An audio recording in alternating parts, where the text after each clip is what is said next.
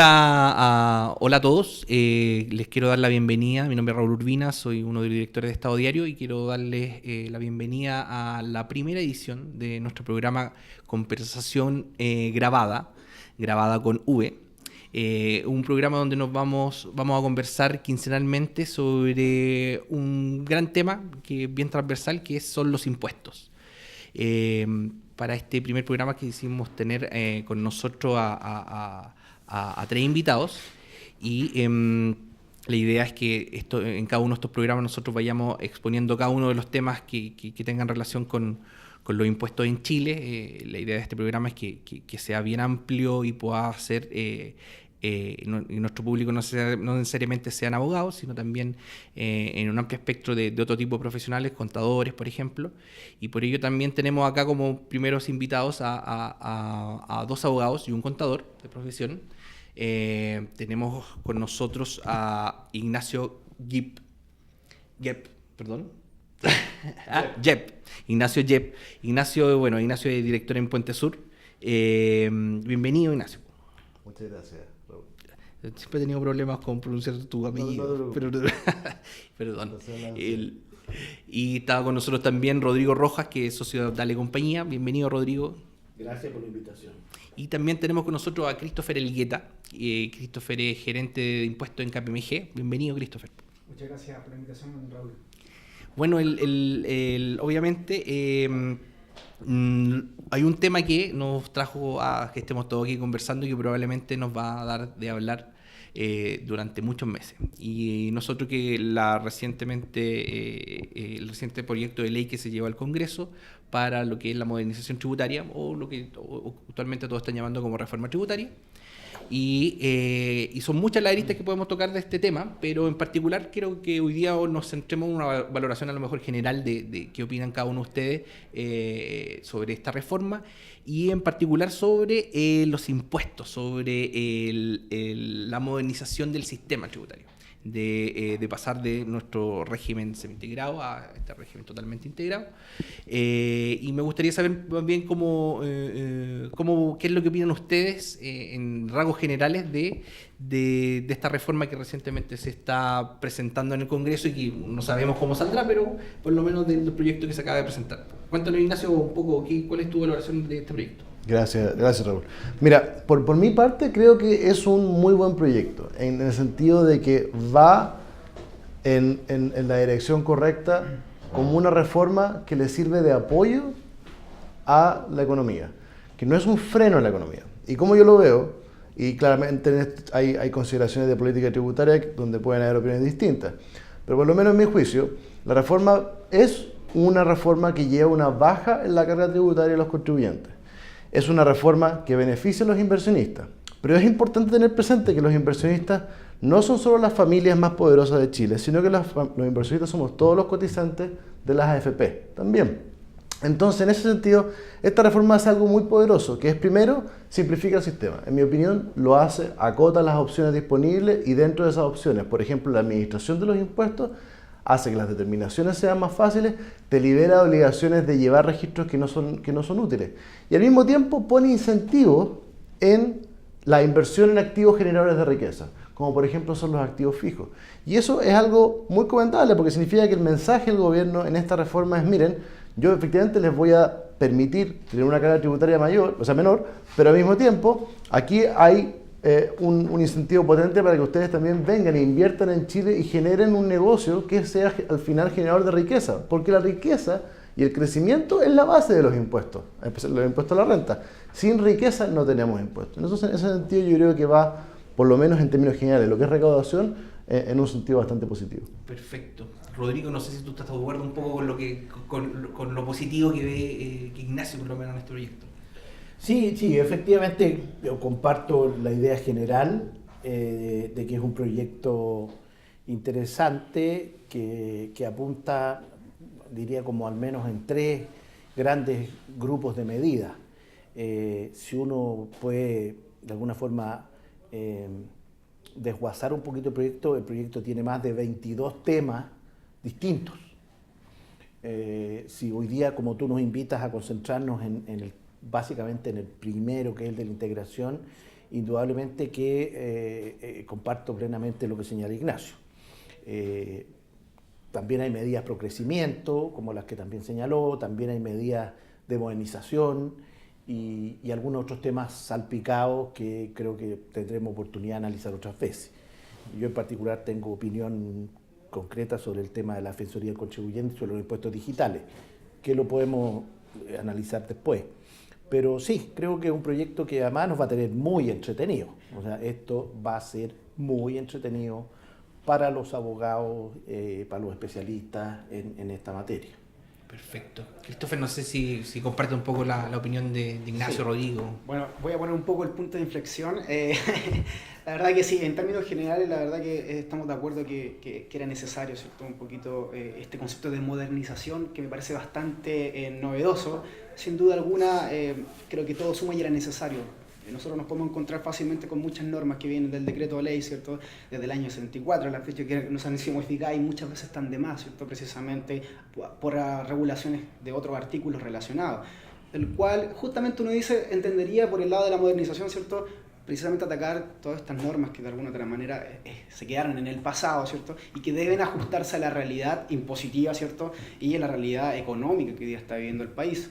En ese sentido, me cuadra, ¿cierto?, lo que es el concepto de la modernización. No obstante, cuando nos basamos en el tema central que tú mencionas que nos convoca, que es la integración, no sé si finalmente termina siendo una modernización o una contrarreforma. Y ahí por eso digo, quiero poner el punto de inflexión, más allá de la opinión generalizada que entendemos todo que estamos de acuerdo que incentiva la inversión, no hay ningún retroceso en ese sentido, sino que efectivamente cumple las expectativas. Pero si lo llevamos al punto realmente de la modernización, a lo que estaba mencionando recientemente, no sé si la integración es parte de la modernización, sino más bien ocultamente, ¿cierto? Por debajo del agua, ¿cierto? Se ve como una contrarreforma y por lo tanto tenemos de alguna otra manera la posición, ¿cierto? De cara ahí en primera línea, ¿cierto? Defendiendo todo esto.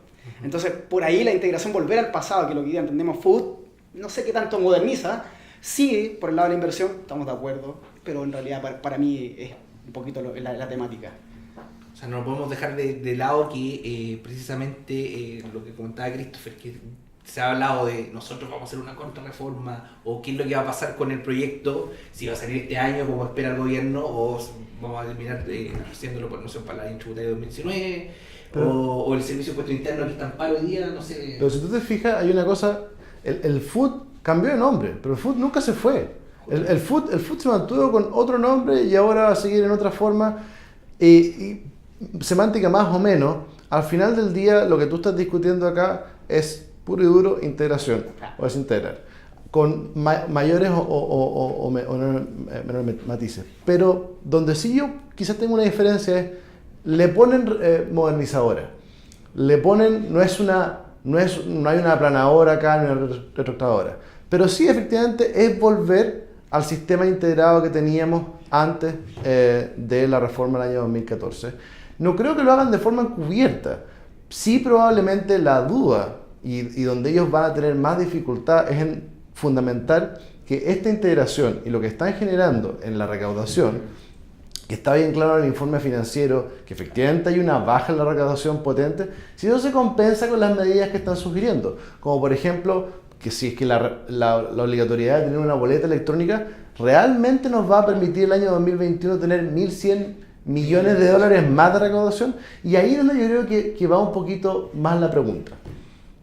Perfecto. Y bueno, la función del servicio de impuesto interno se fueron a paro el día de hoy. Ellos hablan un poco de lo que comentaba Christopher recién, que esto es un retroceso, un poco de la reforma que se había hecho el año 2014, de una reforma regresiva. Otro de los comentarios que yo leí de la Fitch, yo esperaba más bien que sus comentarios fueran más bien de los cambios que iban a hacer dentro del servicio, y en realidad es una visión bastante política o en realidad de lo que opinan de la reforma. No sé cómo lo ven ustedes, pues, y eso teniendo en consideración de que este proyecto ya se apuró mucho el gobierno, al ministro de Hacienda, para que lo presentara lo antes posible. Es algo que se discutió mucho, se presentó, esperaban darle una rápida discusión en el Congreso. ¿Se va a dar? ¿Va a pasar eso? No sé qué opinan ustedes.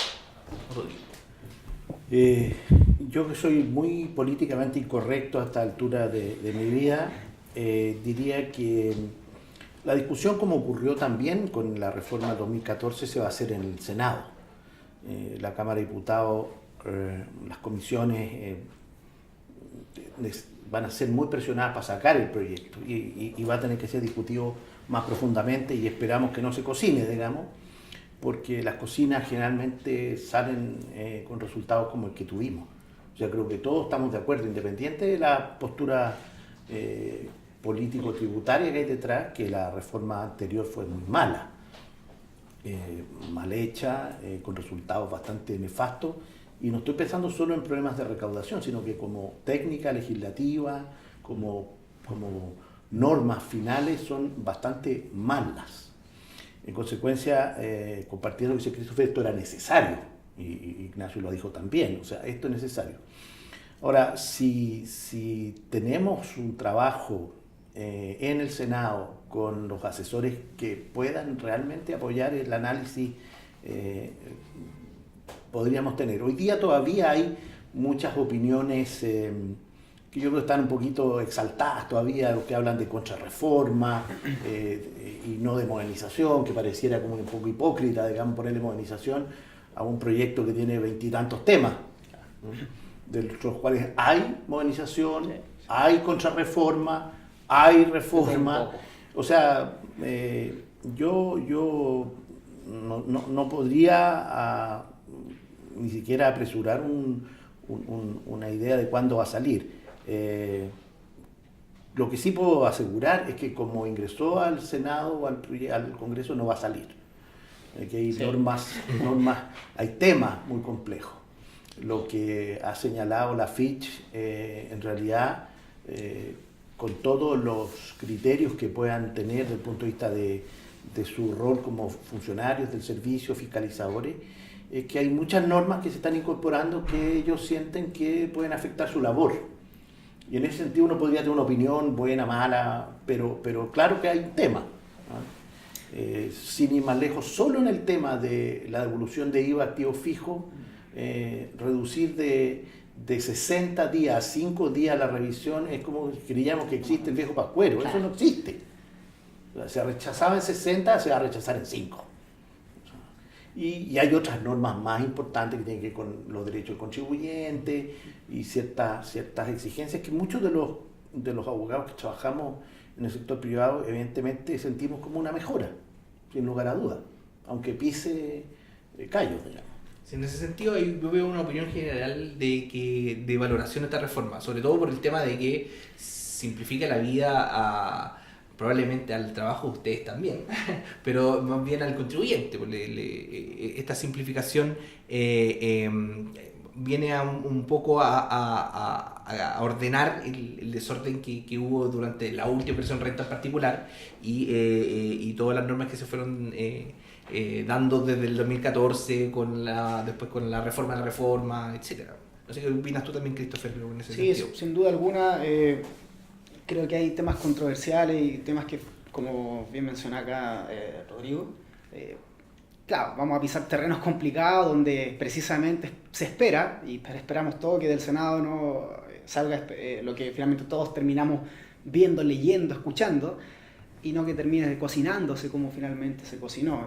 Recordamos la reforma, precisamente cuando parte inicialmente toda la iniciativa con un solo régimen de tributación y luego nace este footing encubierto, ¿cierto? Como señalaba también acá el colega, y finalmente se crean dos regímenes y se termina cocinando en el Senado y finalmente un proyecto final de simplificación, ¿ya? Entonces ahora nuevamente con lo que es el concepto de modernización, claro, uno dice, bueno, ¿y qué va a salir de esta modernización precisamente?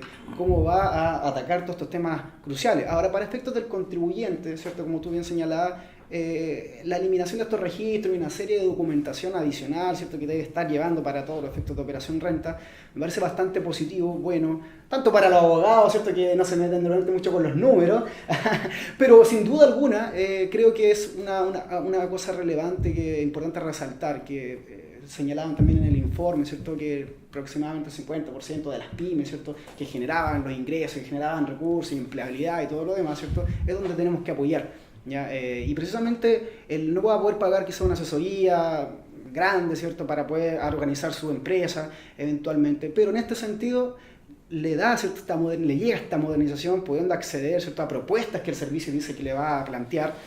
Ya en ese sentido uno dice, perfecto, me parece buenísimo, ¿cierto? La situación que van a tener estos contribuyentes para que puedan seguir accediendo, seguir simplemente dependiendo de su negocio y no tener al ente fiscalizador, ¿cierto? Que atacándolo por todos lados, citándole, diciéndole esto no me cuadra, que la declaración jurada, que el registro. Los pymes no tienen idea del registro, de la declaración jurada, quieren seguir a armar su negocio, ¿cierto? Que su negocito que vaya creciendo el día a día, que ojalá le pagan en los 30 días, ¿cierto? Que también es una de las iniciativas, que sería espectacular. No están preocupados de los registros y que el Servicio de Impuesto Interno le dice, chuta, usted no cumplió, usted quiere régimen, no tienen idea. Entonces, al final del día, por ese lado es positivo y creo que hay que rayar la cancha en ese sentido y medir cuál realmente categorizar quiénes son pymes, quiénes son grandes empresas. Si vamos a integrar, perfecto, pero hagamos una distinción respecto a los patrimonios que existen, porque sin duda alguna lo que nos va a permitir, ¿cierto?, integrar nuevamente a lo que era el llamado FUTI con el nombre que vaya a quedar, es que van a generar nuevamente, van a volver las empresas sociedades de inversiones, van a llegar un montón de cosas, ciertas situaciones que eventualmente podrían generar nuevamente la aceleración precisamente de la economía, pero también la inequidad respecto de lo que es el sistema tributario. Entonces por ahí tenemos que cuidar esas cosas respecto a lo que es los contribuyentes en fiel. Hay una pregunta interesante, que también es algo que se ha discutido y también lo dijo la misma Fitch. La integración total del sistema, esta vuelta al FUT, vuelta entre comillas, porque como hemos dicho nunca se fue, les va a bajar impuestos a las rentas más altas del país. ¿Qué opinan ustedes de eso? ¿Va a ser así? ¿Está bien? Y si está bien, ¿qué hacemos con esa recaudación? Porque de alguna otra manera va a faltar al Estado. Yo creo que eso es una ficción, y es una ficción porque al final del día, ¿a quién le bajan los impuestos con la integración? A todos los accionistas de sociedades anónimas abiertas. ¿Y a quiénes son esos? Los que invertimos indirectamente, por ejemplo, a través de la AFP, o los que tenemos algún tipo de ahorro directamente en una sociedad de esas características. ¿Por qué? Porque ¿cuál es la opción? Qué sé yo, renta fija o un fondo, un money market. Entonces, la verdad no es una reforma que le baje los impuestos solo a los más ricos. Efectivamente, hay una baja de impuestos generalizada de las cuales todos nos beneficiamos. Y claro, si uno lo ve por cantidad de plata que se está ahorrando, probablemente los más ricos son de cantidad de plata los que más se están beneficiando. Pero al final del día es beneficiosa para todos en la proporción de nuestra propia riqueza. Donde sí tengo mis aprensiones es si la reforma plantea los suficientes mecanismos o incentivos a la inversión que quizás debería tener. Y quizás podría haber sido más ambiciosa, quizás no, por ejemplo, haber limitado incentivos a la inversión en 2 años. Yo creo que ahí podría hacerse un trabajo un poquito mejor o un poquito más acabado en poner los puntos sobre la I y decir, mire, a cambio de la integración también hay beneficios permanentes y no solo transitorios a que usted mantenga los fondos reinvertidos en una sociedad que desarrolle un giro activo, etc. La verdad es que hoy día no es el incentivo a mantener las utilidades emposadas en una sociedad igual al que existía en los 90. ¿Por qué? Porque hoy día la diferencia entre el impuesto de primera categoría y el impuesto global complementario o el impuesto adicional es bastante acotada. Entre más acotada sea esa diferencia, menos incentivo existe justamente a dejar las utilidades en la empresa, porque al final, ¿qué te estás ahorrando? Estás ahorrando un 8%. Versus los 90 que tenía tasa de 17,35. El incentivo de dejar las utilidades invertidas era más grande. Entonces quizás ahí habría algo que explorar. Y lo otro, explorar cómo se plantea la reforma, y esto ya es una discusión política, cómo la planteo como una reforma que beneficia a todos. Y ahí creo yo que hay un desafío. ¿Cómo voy a poner el énfasis en las pymes? ¿Cómo voy a plantear en el Congreso que la figura de una pyme no va a ser abusada como por ejemplo eran abusadas antiguamente las rentas presuntas agrícolas? Cómo la mejora al servicio de impuestos internos que se propone no es una mejora, por ejemplo, la creación de una defensoría contribuyente, no es una mejora que beneficie a los ricos, que ya tenían asesores que podían pagar. El contribuyente rico ya tenía un asesor y lo va a seguir ocupando. Él no va a ser el que va a ocupar la defensoría, sino que al final del día va a ser la persona que no tenía acceso a ese defensor, que se paraba 3 horas frente al servicio de impuesto interno y que después de que le dijeran sí o no, bien o mal fundamentadamente, quedaba con, bueno, esa es la respuesta final y hasta aquí se acabó la discusión. Plantear esos beneficios que son para todos nosotros y que sí están en esta reforma va a ser el real desafío. Perfecto. Va a ser lo entretenido. Voy a discrepar en parte de Ignacio sin perjuicio, que en el fondo lo que ha desarrollado como idea de proyecto conjunto es cierto, pero que hay una baja de impuestos evidente. Se reconoce una menos recaudación, eso es baja impuestos. ¿Y quiénes pagan impuestos? Los que de verdad pagamos impuestos en Chile somos los profesionales y los trabajadores con rentas altas. Nosotros no tenemos ninguna posibilidad de rebajar gastos reales, somos los que pagamos la tasa de impuestos más alta, no tenemos ninguna capacidad de eludir. Y finalmente, confirmando lo que dice Ignacio, en general las empresas grandes, los grandes patrimonios chilenos, no pagan muchos impuestos. Yo que soy muy antiguo en este mercado, yo empecé a trabajar en el año 1980 en esto, existía la renta de vengada. O sea, hay que pensar que para los antiguos, digamos, hemos pasado de un sistema donde las empresas no pagan impuestos. Esto entre comillas, porque esta es una discusión bien semántica. Las empresas no pagan impuestos. Los que pagan impuestos son los dueños. Y los dueños pagan cuando retiran. Y para no retirar existen cientos de mecanismos que se van tapando, que se van haciendo los cierres de esos pequeños como huecos por donde podría pasar esos dineros. Conversábamos antes con Ignacio acerca del famoso artículo 21, gasto rechazado, que nació justamente con ese propósito, de que no hubiera retiro disfrazado. Entonces, cuando el impuesto que paga la empresa es un crédito contra el impuesto del socio, evidentemente la empresa no paga impuesto, es un anticipo. Y lo que había hecho el gobierno anterior o la reforma anterior era generar un impuesto real a nivel de la empresa. Y eso se va a dejar sin efecto. Entonces, también seamos, digamos, más o menos consistentes con que hay una rebaja. Y esa rebaja beneficia siempre a un grupo. Sí. En eso no me equivoco. Puede que no estén de acuerdo. No, yo creo que estamos en línea. De hecho, lo señaló acá Ignacio. Respecto de lo que, más allá del fondo, sin duda alguna hay una pirámide acá y que algunos se van a beneficiar más que otros, y más allá de que sea transversal. Pero esto pasa lo mismo que cuando uno hace un aumento porcentual del sueldo de alguien. Claramente el 10%, por muy parejo que sea, si tú el 10% se lo aplicas a una jerarquía distinta, claramente uno se va a beneficiar más que otro. No es lo mismo el 10% del sueldo mínimo que el 10% del sueldo del gerente general. Entonces, volvemos a lo mismo. Y a la discusión que hoy día está, ¿cierto?, en boga respecto a lo que es la reforma. ¿Cómo llegamos a esa equidad tributaria, ¿cierto?, de aquellos que, llegando al plan complementario, que somos todos iguales, y si lo medimos en un formulario, todos somos iguales en el formulario 22, ¿ya?, en nuestra declaración de impuestos a la renta. Y ahí no medimos, ¿cierto?, categorización social, económica, de dónde partido político, nada. Es el contribuyente que debe tributar, ¿cierto?, sobre los impuestos, sobre el incremento patrimonial. ¿Cómo llegamos a una justicia tributaria, ¿cierto?, respecto de las rentas obtenidas por esa persona versus, como acá señalaba Rodrigo, como el trabajador dependiente que a lo mejor tuvo un excelente año, y buenísimo que tuvo un excelente año, pero se le disparó su global complementario, 35% tasa efectiva, ¿cierto?, respecto del global. Y el dueño del holding, que es dueño de la mitad de Chile, puede estar en la tasa que quiere, si eventualmente lo decide. Entonces, ¿cómo llegamos a esa justicia finalmente? Tendremos que pensar en otros mecanismos, mirando un poquito al concepto de un impuesto al patrimonio, para que lleguemos a alguna equidad. No sé, no lo sabemos, no lo sé. Finalmente podemos dilucidar un montón de cosas, pero la discusión de la equidad tributaria finalmente es el problema. ¿Cómo llegamos? Sí. Mencionar el impuesto al patrimonio puede provocar un terremoto en este país. Mira, es interesante porque en el fondo la estructura de nuestro sistema tributario se fue complejizando, evidentemente, y con el cambio de una base de vengada a una base percibida más todavía, con todos los mecanismos que fue necesario crear, partiendo por el FUT y las normas especiales. pero evidentemente que cuando uno mira la carga tributaria final de las personas, es donde surge el comentario que hace Cristo, porque yo comparto. En el fondo, no hay una carga parecida para los mismos niveles de ingreso.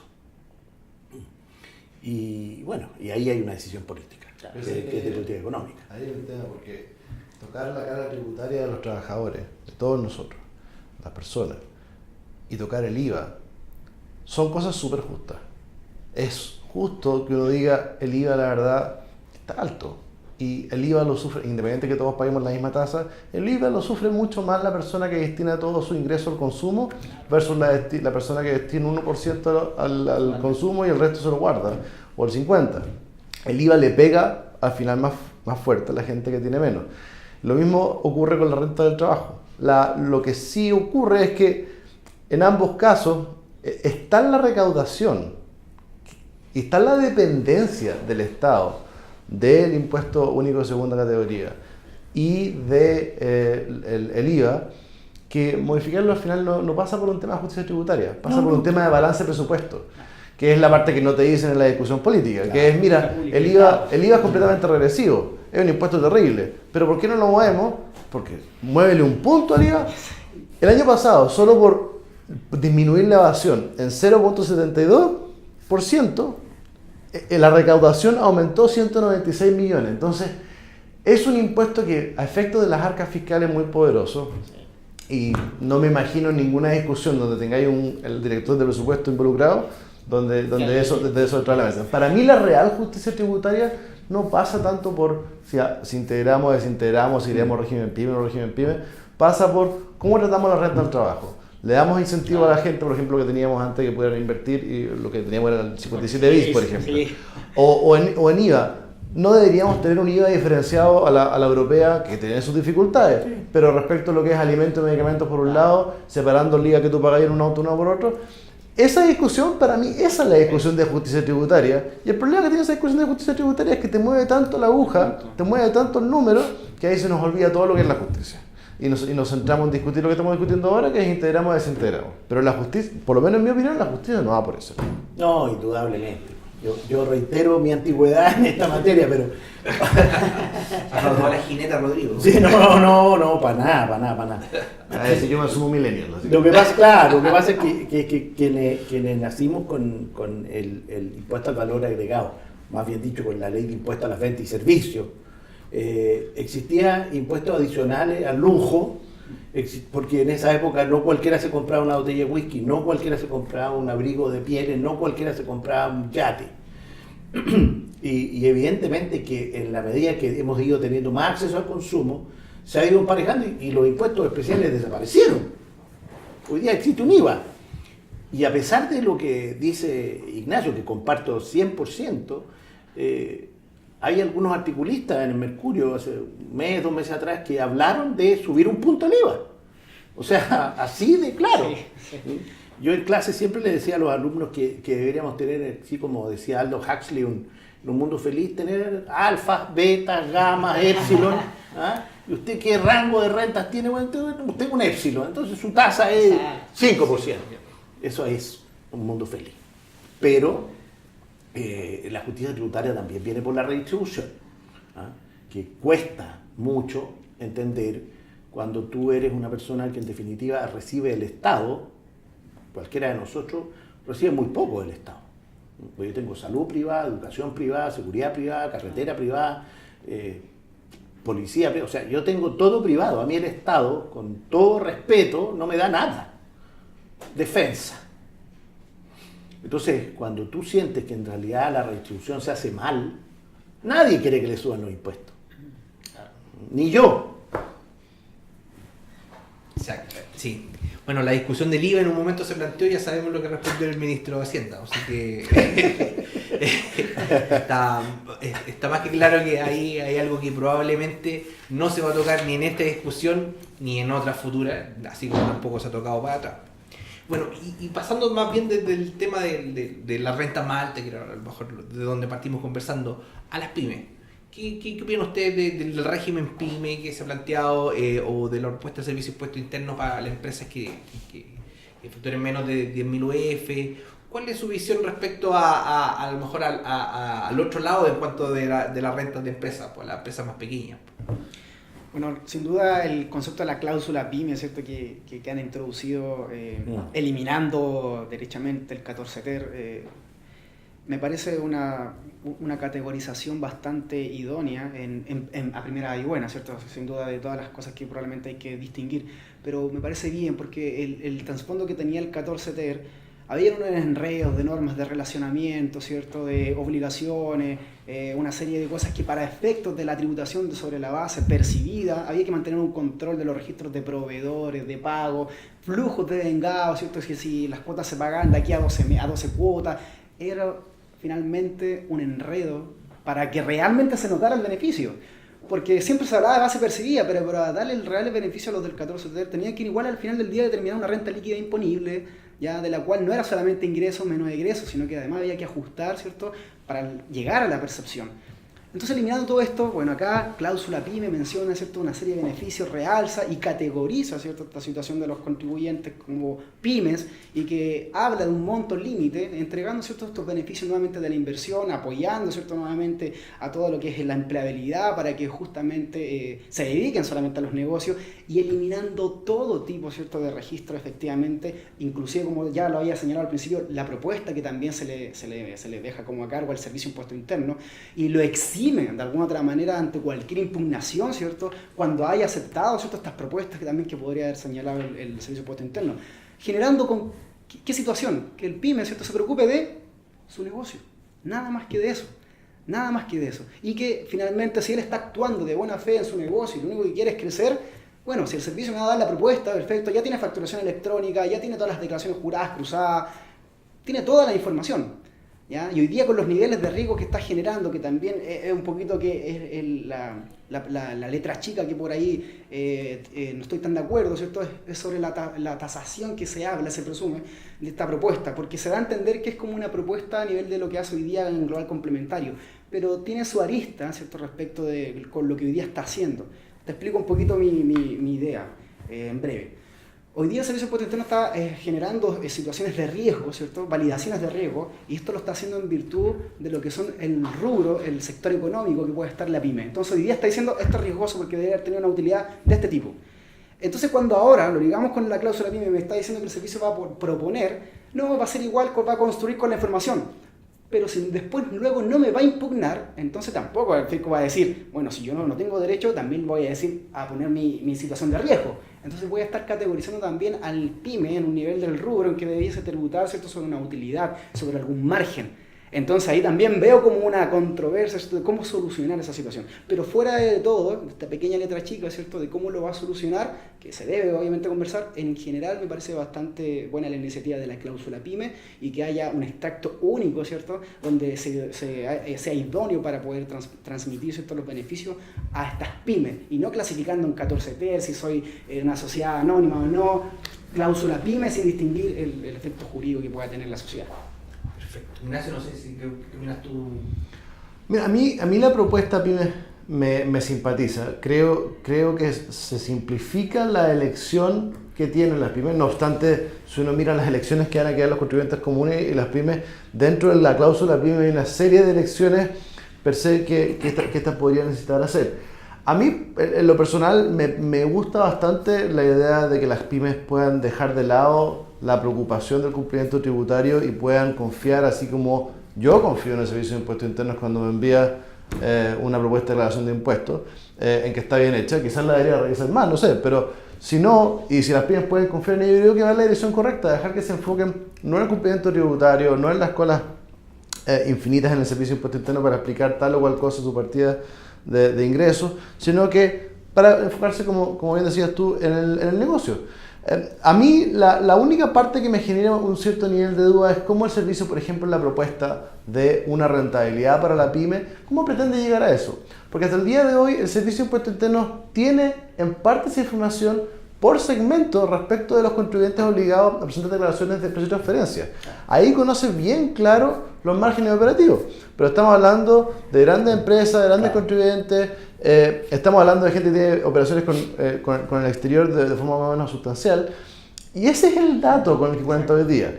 Que es interesante que lo quieran aplicar a las pymes porque es justamente el criterio que a ellos les gustaría aplicar para precio de transferencia a raja tabla. Sí, claro. O sea, si tú le preguntas al servicio qué metodología de precios te parece a ti justa, siempre te va a hablar de la rentabilidad del mercado y el margen operativo. Pero dejando eso de lado, yo creo que va a ser interesante cómo lo determinan. Sí me genera una duda que esa determinación la haga el Servicio de Impuestos Internos, que tiene claramente un interés por la dependencia de Hacienda en la recaudación. Quizás, así como el servicio, los funcionarios del Servicio de Impuestos Internos proponen, mire, yo no quiero tener una defensoría del contribuyente que dependa del Ministerio de Hacienda, porque pucha, la independencia de la defensoría se pone en cuestión y soy el mismo jefe. Yo diría, en esa idea de que se determine la rentabilidad de la industria, y ojo, hay que mirar a la industria en el mundo pyme, que dependa del Servicio de Impuestos Internos, quizás esa determinación debería pasar a otro ministerio, quizás debería pasar al Ministerio de Economía, que ya tiene un apoyo y una participación con las pymes súper fuerte, justamente para darle un poquito más de presunción de objetividad. No obstante, la gente que hace ese trabajo en el servicio es muy seria, pero para vestirlo un poquito mejor y asegurarnos así de que nadie va a estar diciendo, mira, como la propuesta de rentabilidad salió del Servicio de Impuestos Internos y todos sabemos que en precio de transferencia los rangos se pueden mover dependiendo de la elección de los comparables que haga, mejor dejemos de la economía, que a mí me da quizás un poco más de tranquilidad. Yo siempre para generar algo de conflicto en esta discusión, no me voy a referir a la cláusula PYME en detalle, sino que a la diferencia de tasa. Yo creo que esto ya lo había comentado yo en la reforma del 2014, en la diferencia de tasa de impuesto a la renta entre una empresa que tributaba con sistema parcialmente integrado y atribuida. Cuando dos personas determinan la renta de la misma forma con contabilidad completa, creo que me explique alguien por qué hay dos tasas diferentes. ¿Por qué una va a pagar 27 y la otra 25? No tiene una lógica desde el punto de vista constitucional. O sea, vamos a los principios generales y ¿por qué una pyme va a tener 2 puntos menos de impuestos? Me encantaría esa discusión y amenazo con plantearlo en su oportunidad y como lo dije que lo iba a hacer con la reforma anterior. No hay ninguna razón. Había una tasa para la renta atribuida y una tasa para la parcialmente integrado. ¿Por qué va a haber una tasa hoy día igual? O sea, uno dice, no, es que es pro pyme. Pues estamos contribuyentes iguales, digamos. Eso para echarle un poquito de pimienta a la discusión, digamos. Perfecto. O sea, las medidas pro pyme deberían ir en otro aspecto, no necesariamente en la tasa. Claro, claro. Ya, perfecto. Y bueno, yo solo quiero plantearle un último tema para poder discutir y en honor al tiempo también. ¿Qué opinan ustedes sobre lo que, para terminar este tema, esta primera parte, esta primera revisión de la reforma, de la ampliación de criterios para aceptar como gasto aquellos desembolsos que realizan las compañías? Sean o no sean obligatorios. ¿Qué pasa con los incobrables? ¿Cómo visualizan ustedes, por ejemplo, en este caso? Con Rodrigo lo conversábamos al principio. Él lo ve como el elemento más importante de la reforma, si estoy entendiendo lo correcto. Para mí es un elemento muy, muy importante. ¿Y eso por qué? Hoy día las normas de deducción de gastos en Chile eran una suerte de navaja suiza. Se ocupaban para asegurar la recaudación cuando estaba baja, se ocupaban como norma general antilucida, norma de recaracterización. Servía para todo. Y eso se explicaba porque era una norma relativamente amplia no necesariamente a favor del contribuyente, y eso llevaba a que cuando una situación, por ejemplo, por proceso no se pudiera explicar bien, los tiempos estuvieran acotados, qué sé yo, recurríamos a ella, la interpretación era flexible para la autoridad, los tribunales respaldaron consistentemente, hay que decirlo, la interpretación de la autoridad, y eso llevó a una serie de prácticas de rechazar ciertos gastos que se interpretaban no eran atingentes al negocio, obligatorios o imprescindibles, que si uno los mira en retrospectiva, no puedo sino estar en desacuerdo con algunos de esos criterios. Por ejemplo, la práctica de rechazar los gastos por responsabilidad social y empresarial. A nadie le gusta regalar la plata a la comuna donde voy a estar plantando una chimenea que los va a contaminar para comprarle unas poleras de fútbol. Porque sí, eso lo hago porque necesito llevarme bien con la comunidad. cuando paga una indemnización voluntaria, a ninguna empresa le gusta pagar indemnización de ningún tipo, o una multa, pero lo tienen que hacer porque en el marco de su negocio y de la realidad del negocio, eso es necesario. Entonces, lo que hace la reforma acá, a mi juicio, es sumamente valioso, porque moderniza una norma que estaba siendo ocupada de una forma que se alejaba de su concepción original. Y la adapta y la flexibiliza, y eso es necesario porque los negocios no son inflexibles, los negocios no son un reflejo del estatuto administrativo, los negocios son por defecto escenarios cambiantes, y la norma tributaria lo que tiene que hacer es asegurarse de que usted deduzca los gastos que efectivamente están relacionados a su negocio, pero con cierto criterio, no con una aproximación rígida, y en ese sentido la reforma yo creo que se acerca muy bien al problema. Lo hace también con el tema de los incobrables. ¿Por qué? Porque el criterio para considerar un crédito incobrable parecía sacado de una película donde solo había ido a verla, qué sé yo, Falabella, París, Ripley, solamente los grandes, aun cuando tenía una distinción por los montos de los créditos. Entonces, llevar eso a una cosa más real, que es decir, mire, si usted tiene un crédito y que ya lleva un año de morosidad, sabe que sí, parece que tiene sentido que usted lo pueda castigar. Si al final el que está, y eso es importante, el que está perdiendo plata con un crédito incobrable no es el fisco, es la empresa. El fisco no tiene un derecho expectaticio sobre el crédito, es la empresa quien está perdiendo plata. Pero tiene bastante sentido, en mi juicio por lo menos, la orientación que se le dio a las nuevas reglas para deducción de gastos, ampliar a la realidad de los negocios, llevarla a lo que es el día a día, y también dejar o sacarla de lo que era esta norma que servía para todo, que servía para recaudar, que recauda. El incremento de recaudación por gastos rechazados en Chile ha crecido ferozmente más que el incremento por recaudación, por ejemplo, impuesto a la renta normal. Entonces, me gusta lo que están haciendo ahí, creo que en el sentido correcto, y espero que como parte de la negociación política sea algo que se mantenga.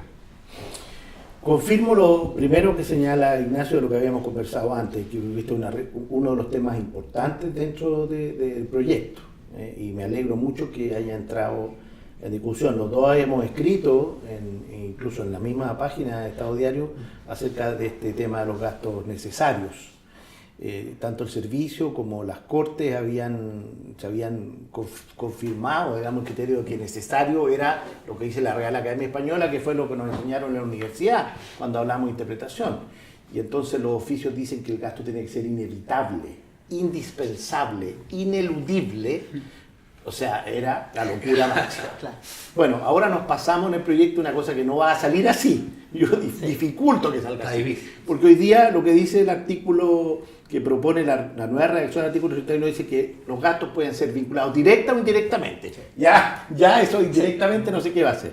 Pero fíjense las expresiones que usa. Dice, operaciones o negocios de la empresa en el que se efectúan el interés de la misma, incluyendo gastos ordinarios, extraordinarios, habituales, excepcionales, voluntarios u obligatorios.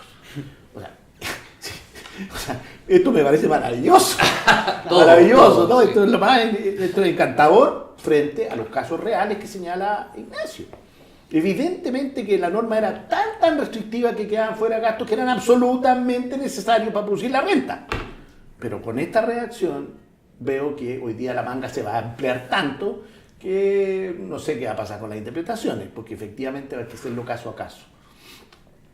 Pero esto hay que mirarlo en dos dimensiones. Una, desde el punto de vista de los gastos, como deducción de la renta de los ingresos brutos, pero también como visión de los gastos rechazados, porque en eso, y Ignacio tiene toda la razón, cuando se empezó a usar con otros fines, que no era retiro disfrazado, sino que eran casos reales. O sea, hoy día hay mucha judicialización respecto de estas normas. La gran cantidad de juicios pendientes tienen que ver con la discusión sobre si este era un gasto rechazado o no. Y casos que son emblemáticos, como las multas impuestas por el Ministerio de Obras Públicas a las grandes empresas constructoras, en que son gastos rechazados, o sea, son gastos rechazados y además se les aplica el impuesto especial. Entonces, no sé qué va a salir, pero creo que es un tema muy relevante. Respecto a lo incobrable, absolutamente. más allá que hay una legislación que se ha ido mejorando respecto de qué es agotar prudencialmente los medios de cobro, que existen normas y circulares especiales, pero el fisco lo que hace es que cree que como ese gasto va a ser una rebaja del ingreso, no. Pero resulta que el que pierde, el que no le pagaron, era la empresa. Aquí la primera que pierde es la empresa. Si a la empresa no le interesa tener pérdidas por tenerlas, menos hoy. Bueno, Raúl, la verdad acá lo han dicho todo respecto a lo que es la situación del gasto. Darle una nueva definición, una nueva orientación, ¿cierto? Era también necesario, valga ¿cierto? De lo que estamos hablando, era bastante necesario, ¿cierto? Para justamente entender el concepto de la deducción, ¿cierto? A la cual efectivamente puede el contribuyente, la empresa en este caso, adquirir, ¿cierto? Respecto a la discusión que se va a generar, está claro que es los puntos relacionados indirecto, extraordinario y voluntario. Eso es lo que va a detonar, ¿cierto? Es la discusión acá porque es lo que va a aperturar, ¿cierto? En qué finalmente yo puedo invertir las lucas, ¿cierto? Y que se va a ser considerado deducción para los ingresos. ¿Ya? Entonces, básicamente yo creo que estamos totalmente en línea en que es una discusión que debe darse, debemos llegar a un consenso en ampliar ciertos conceptos que tienen que ser deducibles, porque son necesarios también para el negocio, a pesar de que inclusive cumple igualmente el servicio en muchas jurisprudencias, oficios relacionados, ciertos casos, igualmente ha rechazado los gastos. Y en algunos casos también, como mencionaba emblemático, no solamente lo ha rechazado, no es solamente un agregado de la renta líquida, sino que además afecta al 21. Entonces ya ahí paremos un poquito la recaudación o el policía detrás, ¿cierto? Buscando, ya nos falta para llegar a la meta, no, o sea, que no se vea que esto es una jugarreta. O sea, seamos serios, y si la ley interpretativamente me menciona que debe ser ineludible, ¿cierto? Y esta serie de cosas respecto a la definición de la RAE, y se está cumpliendo, ¿cierto? A buena fe del contribuyente, bueno, no le demos tanta vuelta, y es un gasto aceptado porque es necesario para el negocio. Yo he visto hartos comentarios al respecto, o sea, a mí la única duda que me cabe respecto a este tema es si el gobierno se va a quemar por este tema o no, porque a la hora de tener que decidir, a ver, por cuál va a ser mi foco absolutamente, esta integración o el tema de gasto, yo creo que el camino va por otra parte. Pero pues, con una visión en realidad donde yo no veo que la carga de los TTA hoy en día, este tema es un tema que impacta mucho, quizás ayudaría a que fluyera un poco más lo que son las tramitaciones en los tribunales tributarios. No sé qué opina usted respecto de si esto, de cuánto empuje le va a poner. No sabemos qué va a salir del Congreso, pero en este tema en particular, ¿va a ser una prioridad del gobierno? Yo creo que el gobierno tiró toda la carne en la parrilla. Y como dicen algunos, quizás se le pasó el tejo. Claro. En temas que yo de la práctica considero positivos, pero políticamente quizás no tenga piso. Yo entiendo la importancia ideológica para el gobierno y para la oposición de discutir y pelearse y rasgar vestiduras por la integración o desintegración. Yo espero que esto, que es al final el día a día, que es lo que tiene saturado a los funcionarios, que es lo que tiene saturado a los TTA, que es lo que tiene con trabajo a cuánto asesor, contador, etcétera, a todos nosotros nos da a comer en las peleas por gasto. Claro. Pero si me pongo a mirar un poquito en el país, yo creo que el país, más que estarse peleando por si integran o integran un poquito o desintegran, esto, junto con las modificaciones al Código Tributario y a la relación entre contribuyente y Servicio de Impuestos Internos, yo creo que debería ser el eje de la reforma. Ahora, esa es mi opinión. No creo que esa sea la opinión del gobierno. Yo creo que el gobierno se está jugando por la integración, por la simplificación del sistema, y espero que si hay una moneda de cobro de cambio, no sea toda la moneda. Nos quedamos con un cuarto de eso. Perfecto. ¿Qué opina usted? 100% de acuerdo. Creo que es un tema relevante, lo dije al comienzo, y yo creo que va a haber suficiente asesoría parlamentaria en orden a convencerlo de que este es un tema relevante. Afecta a la recaudación, claro. Así que de nuevo estamos con los temas en que cómo nivelo mi balanza, porque esto va a solucionar un problema concreto hoy día. Pero claro, va a haber una disminución, porque aquí hay mucho gasto que hoy día se está rechazando y se le está aplicando un impuesto. En alguna época, cuando las tasas de global eran más altas que el impuesto del artículo 21, muchas veces los contribuyentes decían, prefiero pagar el gasto rechazado, me compro un auto, lo cargo, le cargo la benzina, los seguros, todo, porque me cuesta menos que pagar mi tasa de global en la medida que fuera marginal alta. Hoy día no, hoy día al revés, porque hoy día el global es más barato que el impuesto del artículo 21.